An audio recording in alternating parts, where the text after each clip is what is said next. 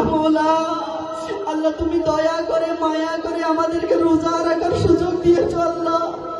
আল্লাহ একটু দয়া করে আল্লাহ আমাদেরকে মাফ করে দাও আল্লাহ।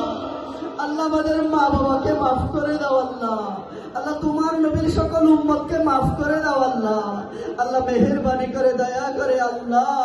আল্লাহ আজকে জুয়াল রানা ভাইয়ের মাওলাই করিম পক্ষ থেকে যত ইফতারির আয়োজন হয়েছে আল্লাহ, যত কিছু কোরআন খতম কদমে গিয়ে আরবি শরীফ আল্লাহ তোমার দরবারে কবুল করে না আল্লাহ।